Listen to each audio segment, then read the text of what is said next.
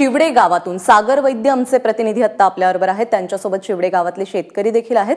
सागर, काय म्हणणं एकंदरीत आता शेतकऱ्यांचं? जे समृद्धीला विरोध करणारे जे गावकरी आहेत ते खरं तर टीव्ही स्क्रीन समोर होते, त्यांनी सातत्यानं उद्धव ठाकरेंचे मुद्दे ऐकले। आपण त्यांच्याशी मला सांगा, ठाकरेंनी काही भूमिका मांडली, आपण समाधानी का? असायचं कारण उद्धव ठाकरेंना आम्ही वेळोवेळी गेलो तेव्हा निवेदन दिले, तेव्हा त्यांची विरोधाची भूमिका कायम होती। मी सदैव शेतकऱ्यांच्या पाठीशी राहीन आणि शेतकऱ्यांचं समाधान होईपर्यंत मी कुठलाही निर्णय घेणार नाही अशी भूमिका होती।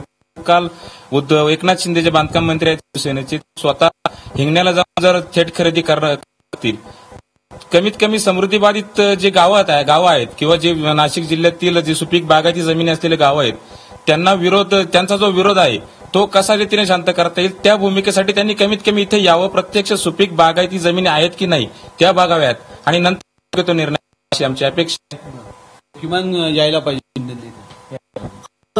उद्धव साहेबांनी जी भूमिका मांडलेली आहे त्यात त्यांनी सांगितलेलं होतं की समृद्धीसाठी बागायती जमीन कुठल्याही मुद्द्यावर घेतली जाणार नाही। आम्हाला त्यांना सांगणं आहे, वेळोवेळी शिवसेना आमच्या पाठीशी उभी राहिली। एका बाजूला उद्धव ठाकरेंनी सांगितलं की मी शेतकऱ्यांबरोबर, परंतु त्यांचेच मंत्री एकनाथ शिंदे जे या समृद्धी महामार्गासाठी थेट जमिनी खरेदी करण्यासाठी साक्षीदार होत आहेत। म्हणजे ही शिवसेनेची एकतर दुट्टपी भूमिका आहे आणि ही डबल ढोलकी भूमिका शिवसेनेनं बंद करावी। आणि आज एकनाथ शिंदेंनी ज्या अर्थी जसं सांगितलंय की मी मंत्री नव्हे तर कार्यकर्ता म्हणून, तर आम्ही त्यांना जाहीर आमंत्रण देतोय की तुम्ही खरोखर पुढे इगतपुरी आणि सिन्नर याच्यासाठी खरोखर पाहणी करावी आणि त्यांच्या म्हणण्यानुसार, त्यांनी दिलेल्या वचनानुसार परिसरातली संपूर्ण बागायत जमीन ही समृद्धी महामार्गातून वगळलीच पाहिजे।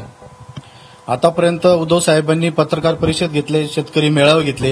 या शेतकरी मेळाव्यामध्ये उद्धव साहेबांनी सांगितलं की आम्ही बागायती जमीन घेणार नाही, शेतकऱ्यांचं समाधान झाल्याशिवाय आम्ही समृद्धी महामार्गामध्ये त्यांची सुपीक जमीन घेणार नाही। परंतु प्रत्यक्षात मात्र तसं होताना दिसत नाहीये, प्रत्यक्षात मात्र कृती विरोधात चालू आहे। आमच्या शिवसेनेकडे एकच मागणी आहे की त्यांनी आतापर्यंत जे आश्वासनं दिले तर आतापर्यंत त्यांनी अशी आश्वासनं न देता त्यांनी प्रत्यक्ष शेतकऱ्याच्या पाठीशी उभं राहावं व प्रत्यक्ष कृतीमध्ये त्यांनी ते करून दाखवावं, शेतकऱ्यांची सुपीक जमीन वाचवावी व आमचा सिन्नर भाग व इगतपुरीचा बागायती भाग वाचवावा, आमची त्यांच्याकडे विनंती आहे। आपण बघू शकतोय की शिवड्याच्या ग्रामस्थांचं आणि समृद्धी बाधित शेतकऱ्यांचं म्हणणं आहे की आता शिवसेने केवळ बोलू नये तर प्रत्यक्षात कृती करावी आणि या समृद्धी बाधित गावांना दिलासा द्यावा अशी अपेक्षा हे सगळे जे समृद्धी बाधित शेतकरी ते व्यक्त करतात। प्राजक्ता, सागर, धन्यवाद या सगळ्या सविस्तर माहितीबद्दल।